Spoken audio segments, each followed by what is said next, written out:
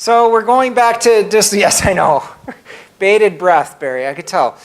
So basically we're going into we're looking at pages 39 to 54 of the Walter Brueggemann text, and we're looking at Deuteronomy. Now, Brueggemann is someone who has a position that he wants to argue, and his arguments are in favor of more equality, but what I've also done in this presentation is I've expanded some of the study of Deuteronomy because it's important and because there are some basics in Deuteronomy that you and I have inherited for seeing how money functions in our world as faithful people that I want to look at.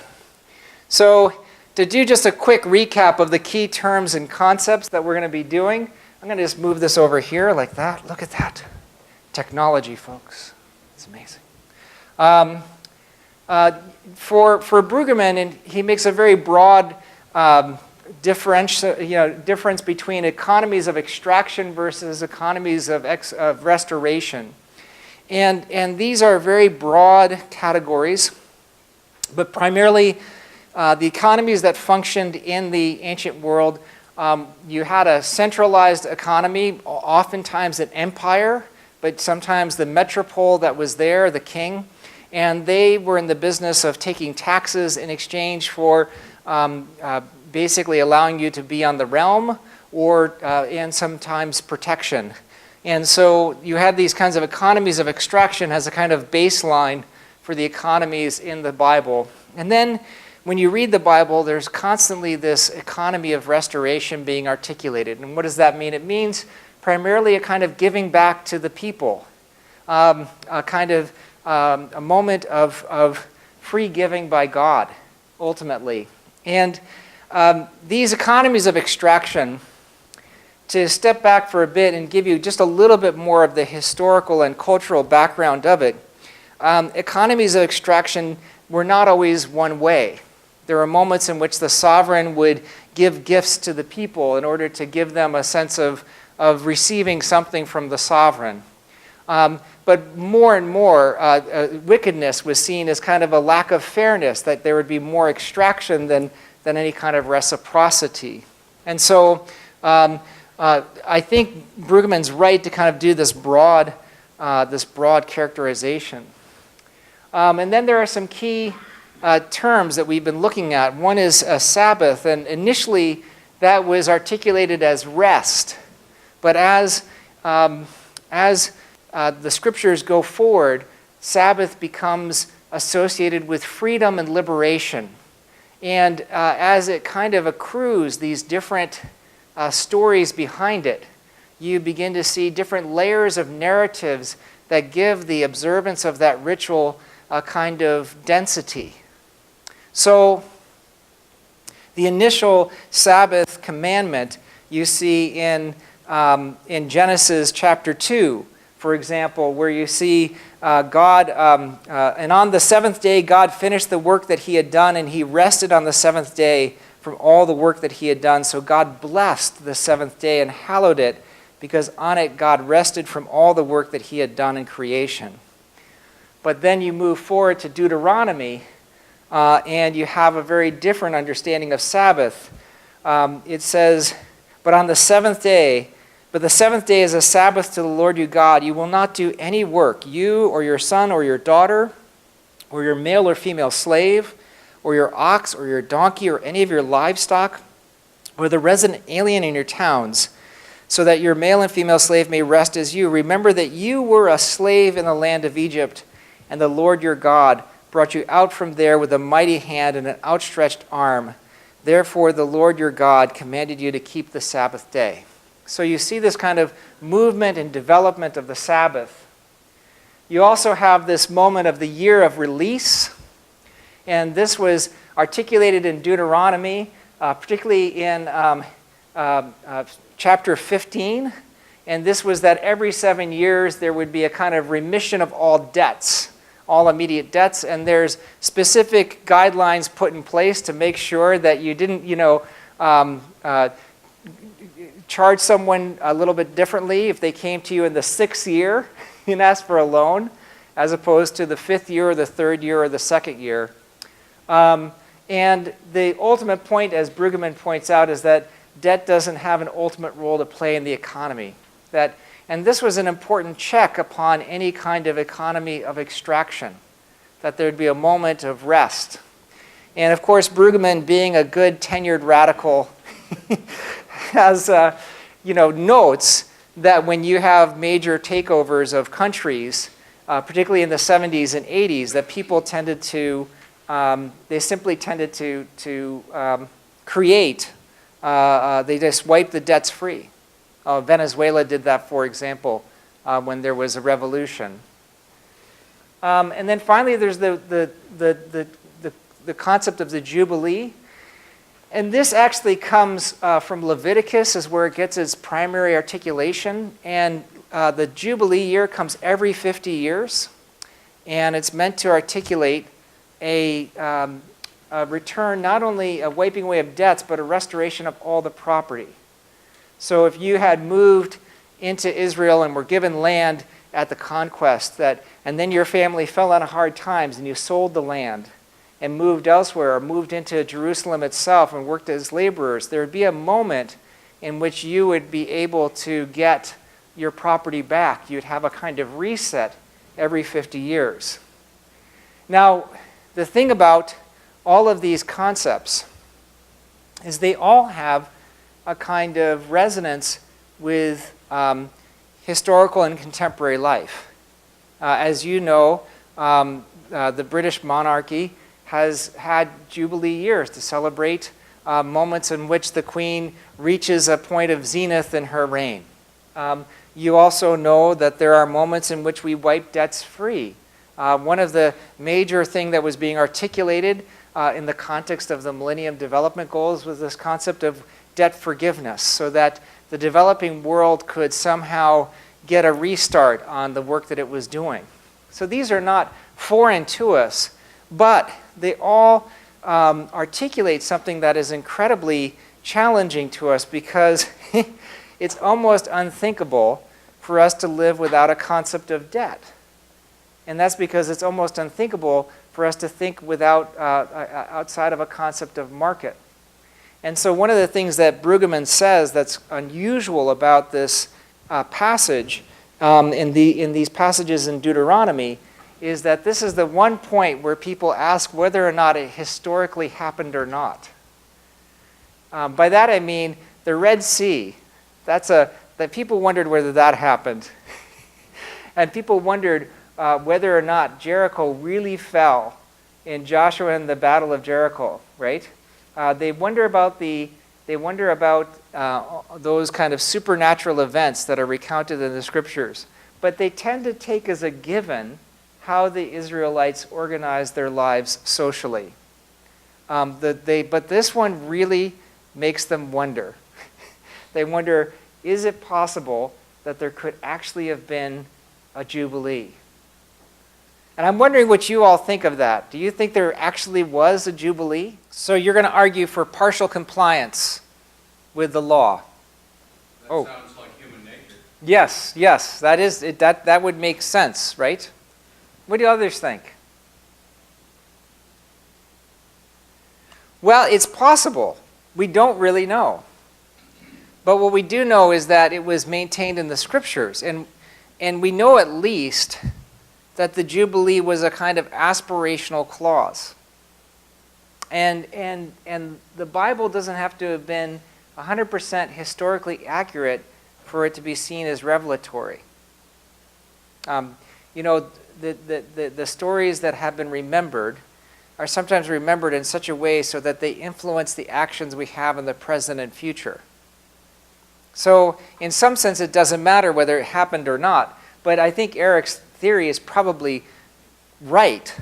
One thing that we've been discovering is from the beginning, you read Exodus and you read about the Ten Commandments, and where Moses gets from God the law, to not worship false images, no idols, right? What archaeology has shown is that the Israelites kind of had little household gods for a long time. They had a hard time giving up idol worshiping, even though the whole understanding of their nation was monotheistic, they still had their kind of folk gods that they had. And yet, monotheism was a kind of aspiration, a kind of belief that this was what made them different. This is what changed them. So to move on to some other things, the other thing that is fascinating is tithe, or the 10th, asar. And there you have a couple of instructions that were given. And tithing was not peculiar to the Mosaic law. It was considered a normal part of being a religious person. That you would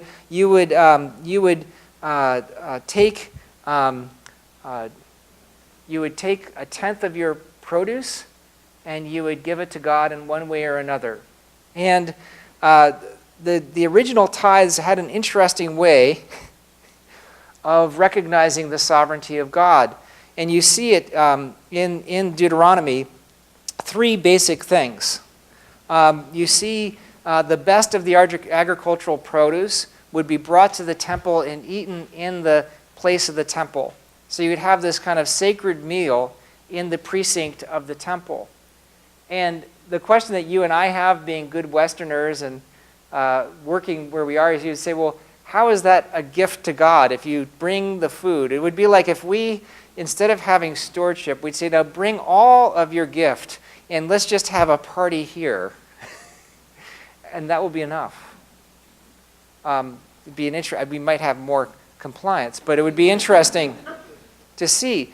But Brueggemann, I think, rightly notes that this is just another expression of sovereignty to God, because if you eat in holy space, you make the space in which you're eating holy, right? And so you kind of remember that everything you eat is a blessing from God, is something that God has given you.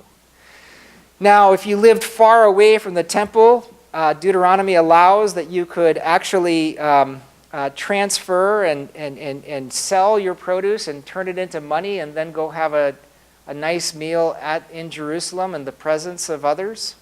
But that was meant to be something you put tight constraints around. And finally, in the 3rd year, your tithe is not offered to yourself in front of God, but actually offered to others. So the passage that we have for that is from Deuteronomy 14. And I'm going to read it, and I'm on page 3 of my notes, which was, set apart a tithe, a sar, a tenth, of all the yield of your seed that is brought in yearly from the field. In the presence of your God, in the place he will choose as a dwelling for his name, you shall eat the tithe of your grain, your wine, and your oil, as well as the firstlings of your herd and flock, so that you may learn to fear the Lord your God always. But if, when the Lord your God has blessed you, the distance is so great that you are unable to transport it because the place where the Lord your God will choose to set his name is too far away from you, then you may turn it into money. With the money secure in hand, go to the place that the Lord your God will choose. Spend the money for whatever you wish, oxen, sheep, wine, strong drink, or whatever you desire.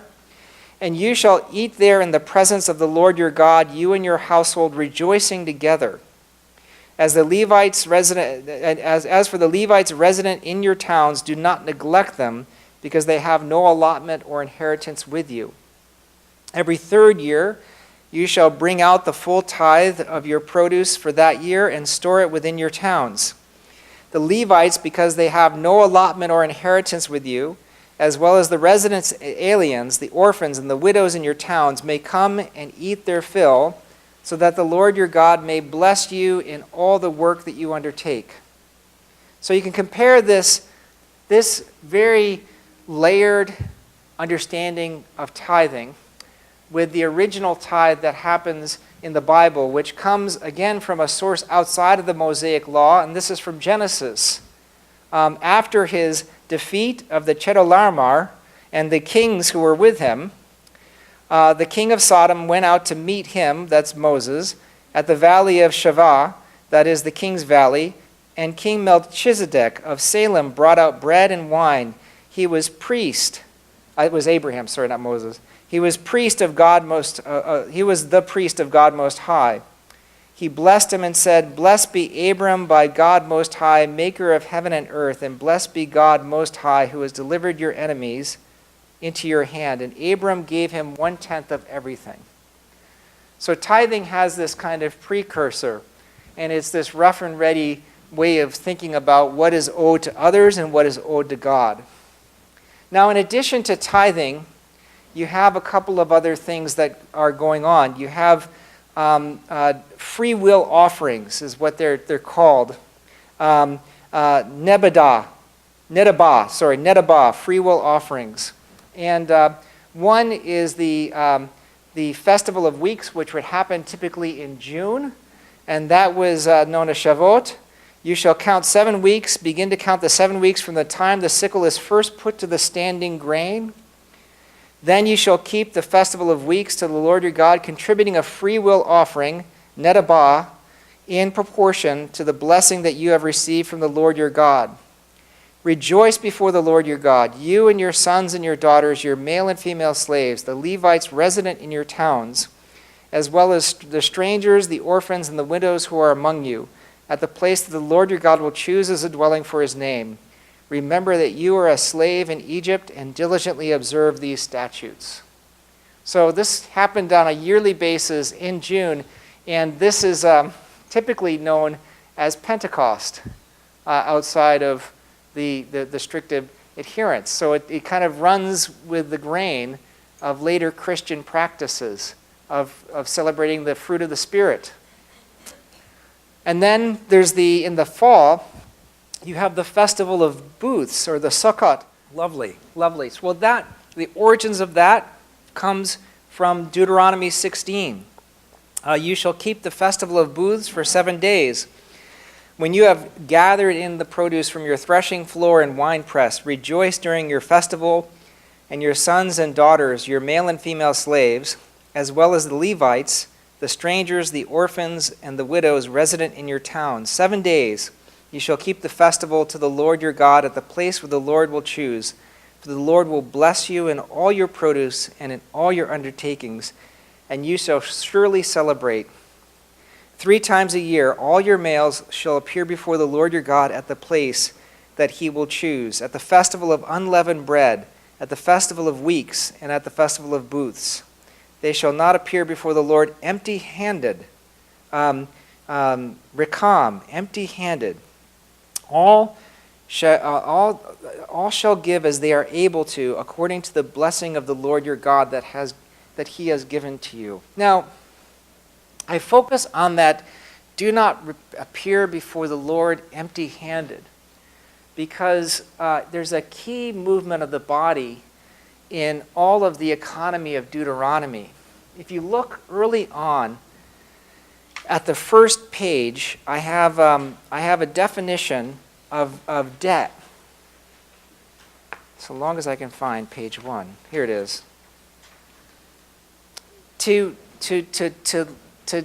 forgive a debt literally means shemitah, a letting drop, a letting your hand open, is to forgive a debt. And here, on the other hand, with the Festival of Booths, there's a taking up. Don't appear empty-handed. Have your hands full when you go to God. And that's an interesting kind of movement there, because the movement towards others is one of a letting go, a dropping, a letting drop. But the movement towards God is a kind of carrying forth, a bringing, a giving to God. And in a sense, what you can see there is in the body a kind of resonance with God's own character. By that I mean that tithing or free will offerings and the forgiveness of debts, these are all things that God does for us. And that faithful people actually have a kind of obligation to be in the character of God. That's the fruit, that's the original core, the DNA of all Christian giving, is to somehow kind of go with the grain of God himself. And that's an incredibly powerful thing when you think about it. One of the great books that I loaned to somebody and he never returned was a book by, it's like one of the things, like I read it and read it and read it. He's like, oh, and he's like, I'm working on this project. I'm like, well, you should read this book. Never gave it back. Schneewind is his name, and he wrote a book called The Invention of Autonomy. And Schneewind argued that our understanding of what it means to be a moral person really started in the 17th century. And it started when we began to realize or think that our moral decisions are entirely our own. That we have to have complete freedom, we have to know the good, and we have to choose the good, right? And what Schneewind points out is that that was actually a break from all the way people had thought about morality until then. Because prior to then, people tended to think about morality as a kind of moral community with God.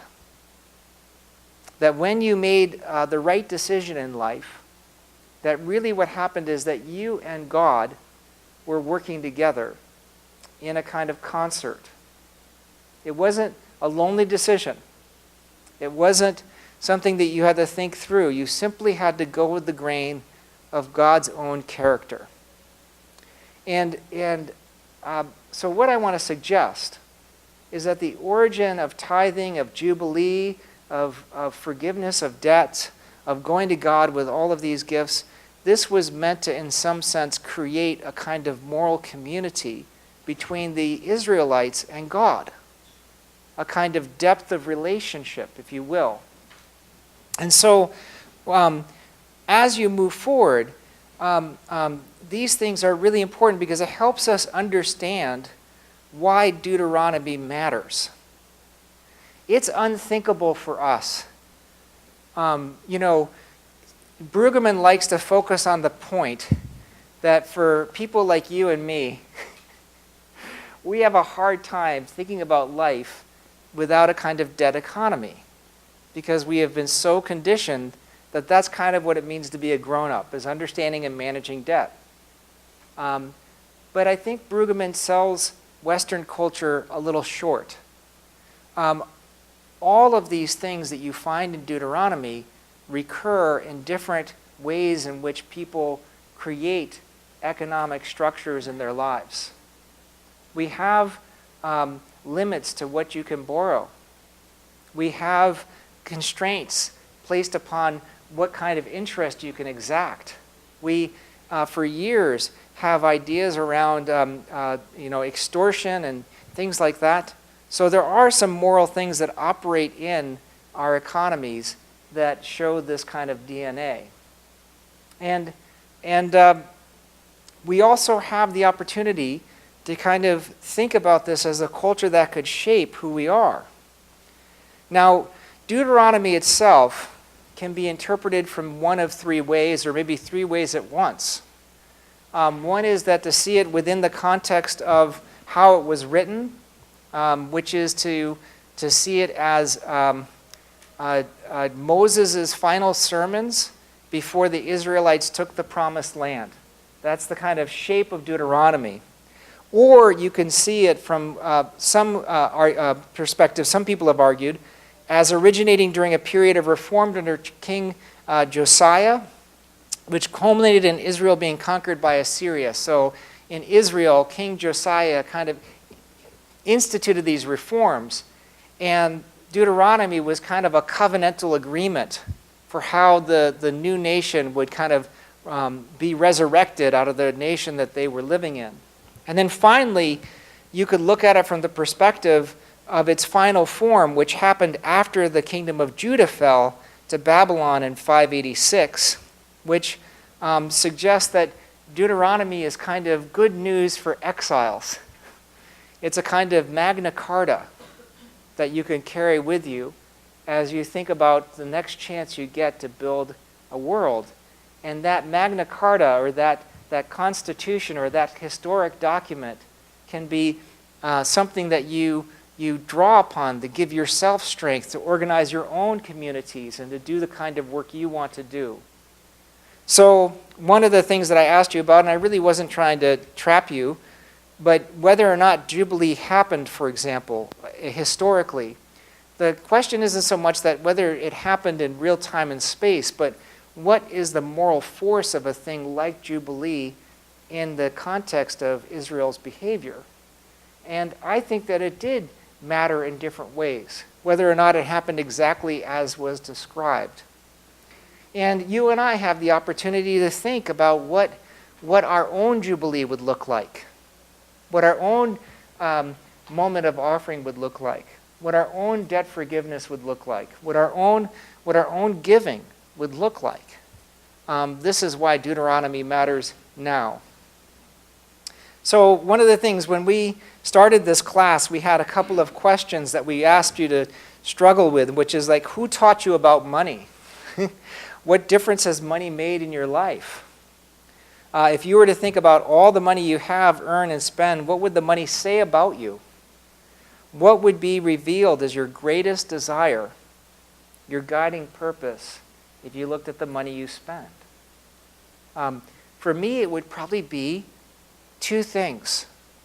I really like books, and I really like exercise equipment. And on good days, I use both of them. But sometimes I just collect. And that's part of what it means to be me. The struggle and the benefits of being me. What is your story? And what ways can you step into your own generosity? I'm fairly generous, I guess. The second thing that Deuteronomy offers us is a vision of decisiveness. One of the things that is constantly mentioned by people like Brueggemann is that there's a key passage from Deuteronomy, which is this: "See, I have set before you today life and prosperity, death and adversity. If you obey the commandments of the Lord your God, I am commanding you today, by loving your Lord your God, walking in his ways, and observing his commandments, decrees, and ordinances, then you shall live and become numerous, and the Lord your God will bless you in the land that you are entering to possess. But if your hearts turn away, and you do not hear, but are led astray to bow down to other gods and serve them, I declare to you today that you shall perish. You shall not live long in the land that you are crossing the Jordan to enter and possess. I call heaven and earth to witness against you today that I have set before you life and death, blessings and curses. Choose life so that your descendants may live, loving the Lord your God, obeying him and holding fast to him, for that means life to you in length of days, so that you may live in the land that the Lord swore to your ancestors, to Abraham, to Isaac, and to Jacob." Now, in doing so, Brueggemann's citing of this incredible passage follows a long-standing tradition in one of the earliest Christian writings, known as the Didache, which is Greek for teaching, written before the year 100 AD, begins in the following way. This is Didache. This is chapter 1. This is the opener. "There are two ways, one of life and one of death, but a great difference between the two ways. The way of life then is this: first, you shall love God who made you. Second, love your neighbor as yourself, and do not do to another what you would not want done to you. And of these sayings, the teaching is this: bless those who curse you, and pray for your enemies, and fast for those who persecute you. For what reward is there for loving those who love you? Do not the Gentiles do the same? But love those who hate you, and you shall not have an enemy. Abstain from fleshly and worldly lusts.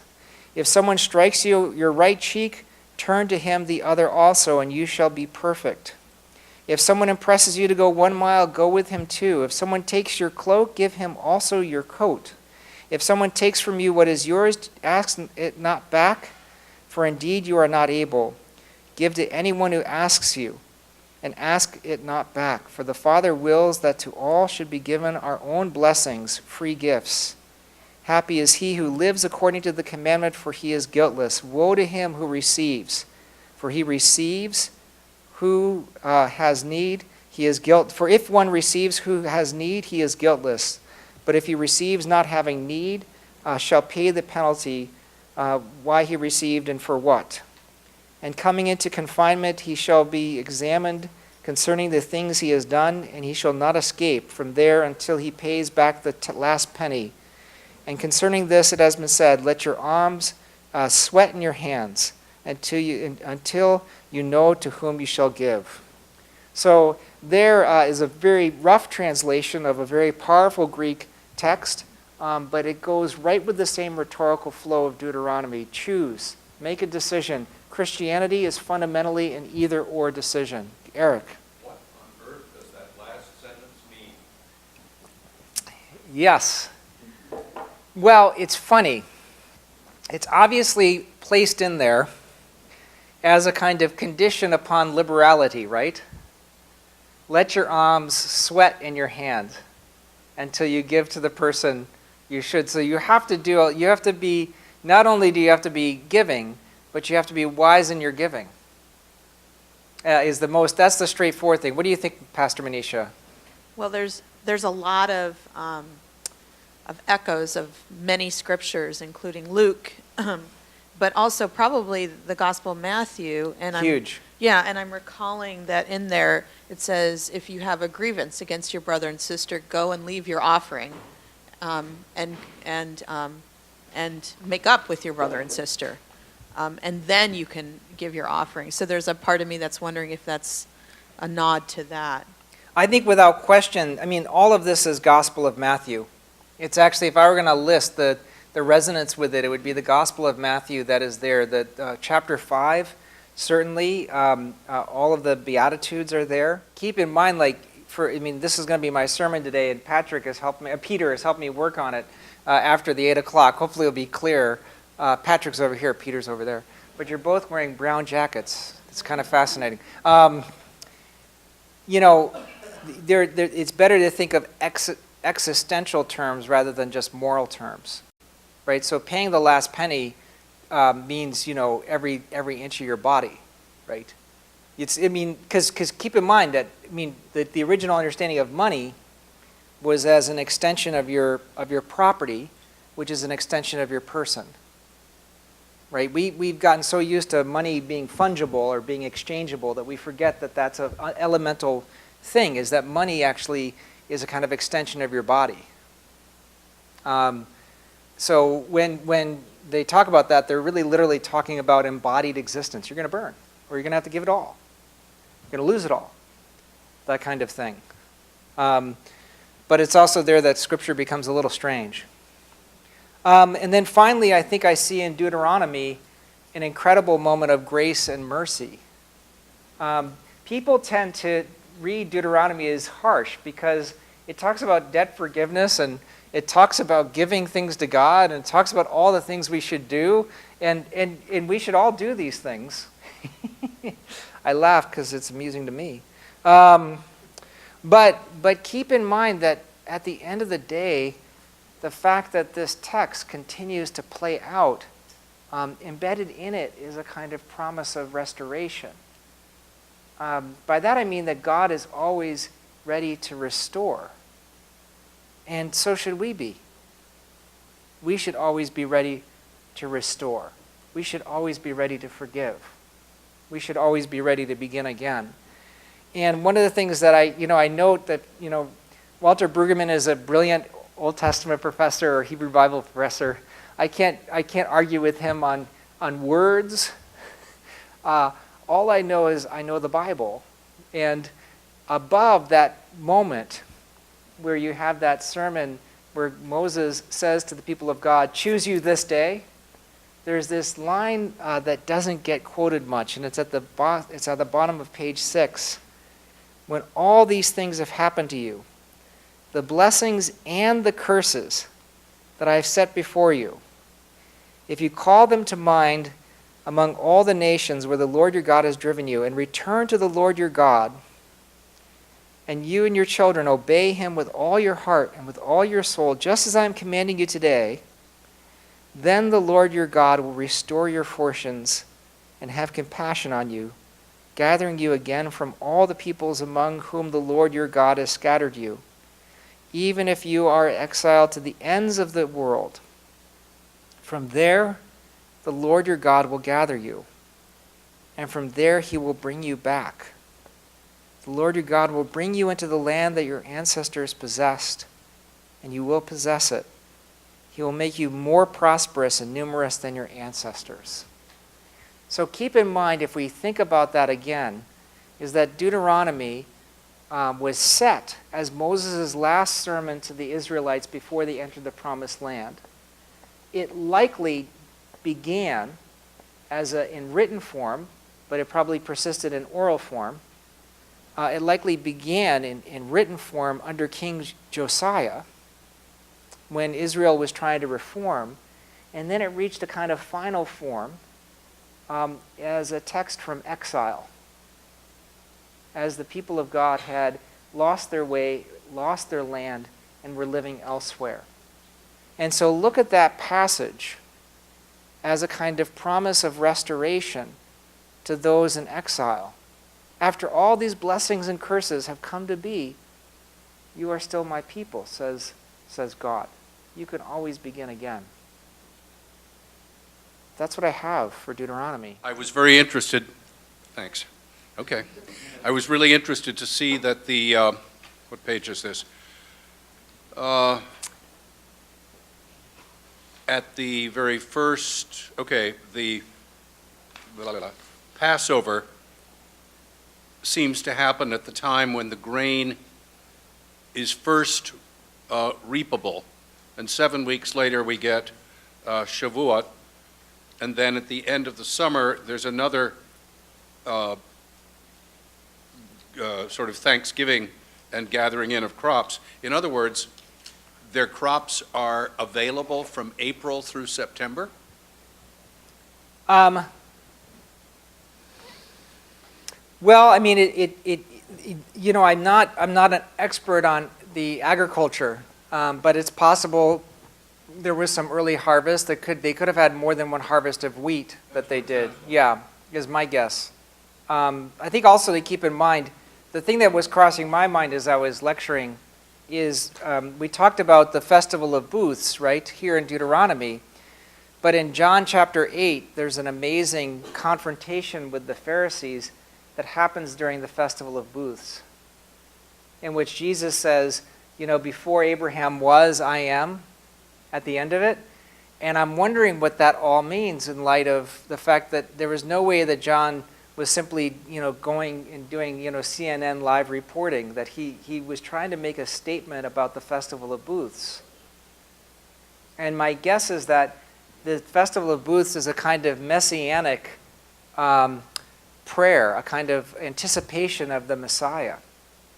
And Jesus is the Messiah in their midst. But then that raises the question that I have to leave you with today is like, what does it mean for us to have a Messiah who comes to us as a harvest? And what is us as a harvest? Go ahead. Well, and my biggest question for myself is, I don't have any grain or produce or anything. I mean, I buy it all from Kroger or Costco. So then what am I supposed to be doing in terms of giving to God and giving to my neighbors?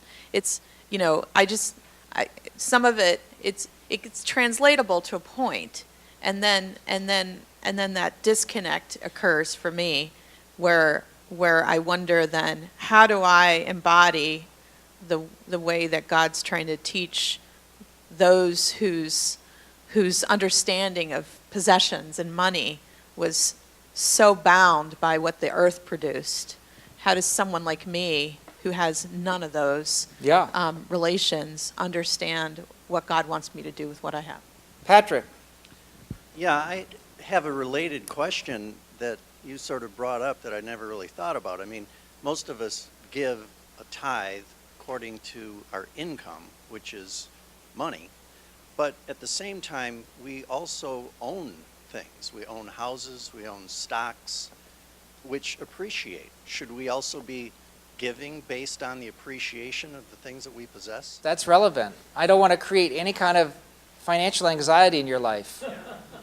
But I do think that that's relevant.